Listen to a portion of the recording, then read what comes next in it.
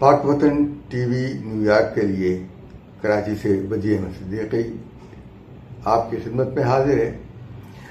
پاکستان بھر میں تاجروں کی ہڑتال نہایت کامیاب ہوئی اور بہت مؤثر رہی، لیکن اس کا اثر حکومت پر نہیں پڑا۔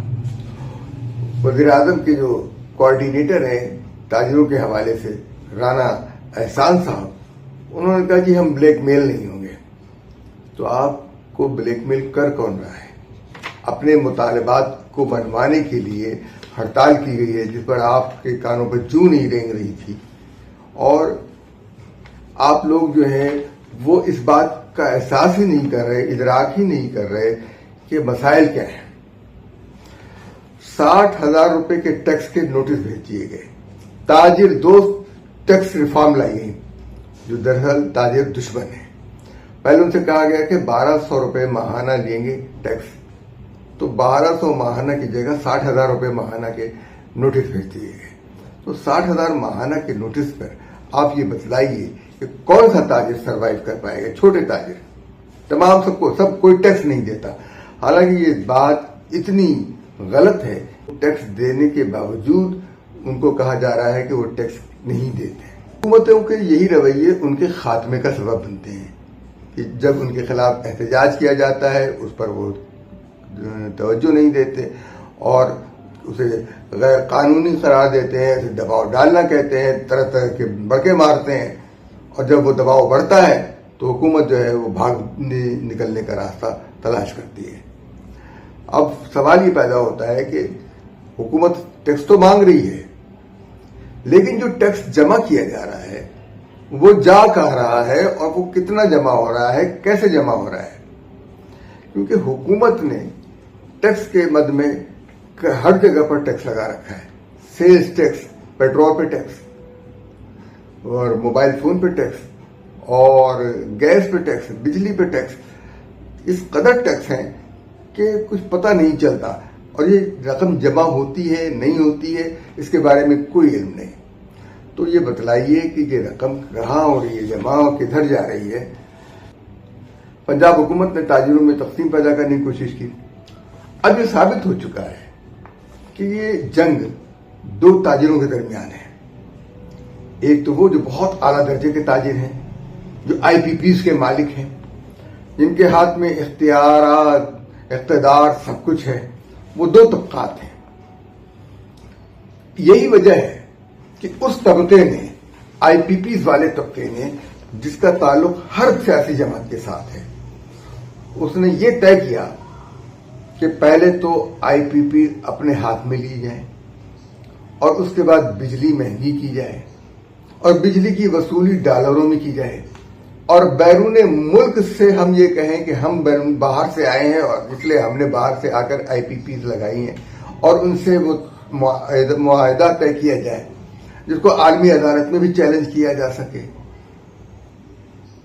یہ سارے کے سارے پاکستانی ہیں، لیکن یہ پاکستان دشمن ہے، اس لیے کہ یہ معاہدہ طے کرنے کے بعد انہی لوگوں نے روپے کی قدر میں کمی کروائی، کیونکہ روپے کی جو مصنوعی قدر ہے اس وقت 280 روپے کا $1۔ آپ سوال یہ پیدا ہوتا ہے کہ اس پر کون سروائیو کر سکتا ہے؟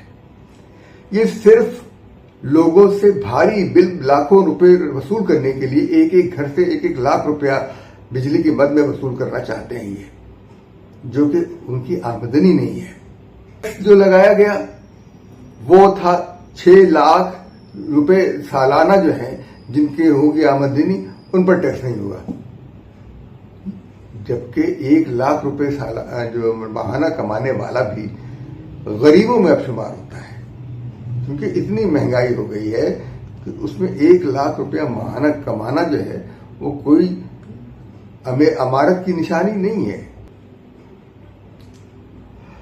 آئی پی پیز نے روپے کی قدر جس قدر کم کی گئی ہے وہ ہم آپ کو بتا دیتے ہیں کہ دراصل پاکستانی روپے کی قیمت کم از کم بھارتی روپے کے بالکل مساوی ہے۔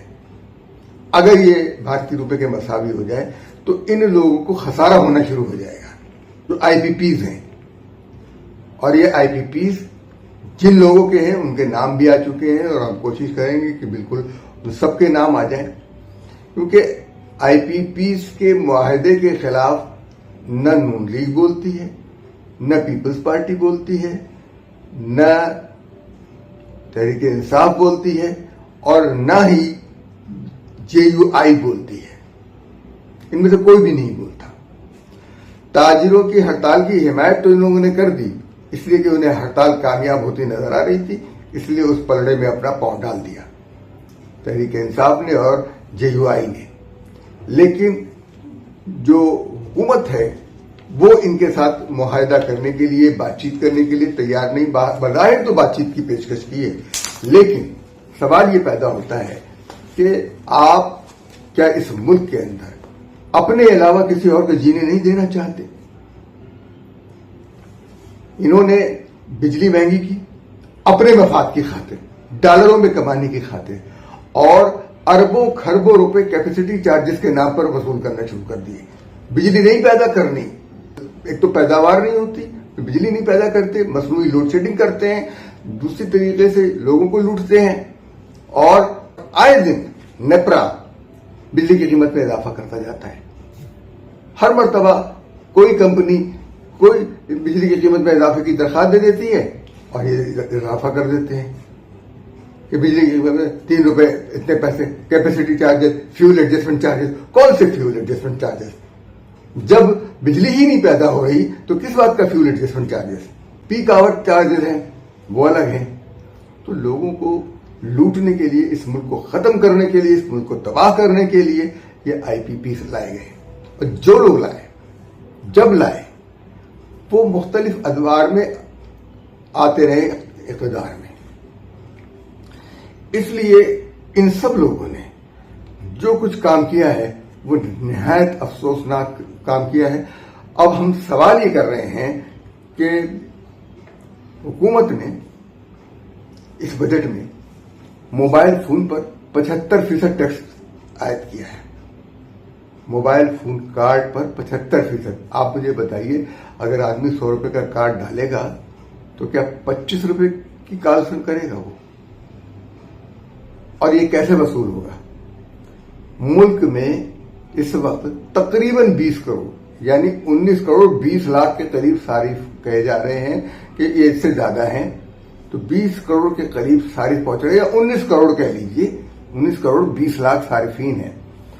ان کے اوپر یہ 100 روپے تقسیم کیے، 75 روپے تقسیم کر درد دے دیجیے ان کو، تو حکومت کو ایک دن میں یا 2 دن میں کتنی آمدنی ہو رہی ہے اس چیز سے؟ روزانہ 5 کروڑ 6 لاکھ لیٹر پیٹرول استعمال ہوتا ہے، اور حکومت کو 5 ارب 71 کروڑ روپے کی آمدنی ہوتی ہے، اور 1 لیٹر پر کم از کم 150 روپیہ ٹیکس ہے۔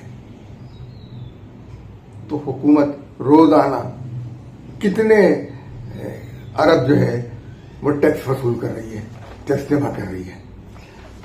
یہ جس قدر مراعات کے نام پر یہ لوگ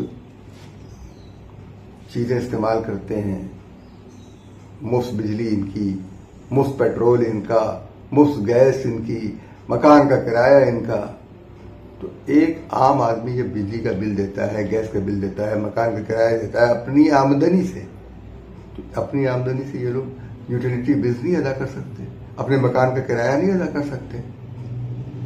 یا تو ان کی تنخواہیں بالکل کم کر دی جائیں، اس کے بعد یہ مراعات دی جائیں ان کو، یعنی ہر ایک کی تنخواہ 1 لاکھ روپے ماہانہ ہو، اور کہیں گے بجلی کا بل آپ نہیں دیں گے، گیس کا بل آپ نہیں دیں گے، ٹیلی فون کا بل آپ نہیں دیں گے، تو ہم آپ کو یہ مراعات دیتے ہیں، تنخواہیں ان کی کر دیں، سب سے زیادہ تنخواہ جو ہے 2 لاکھ روپے ہو، 2 لاکھ روپے سے زیادہ کسی کی تنخواہ نہ ہو۔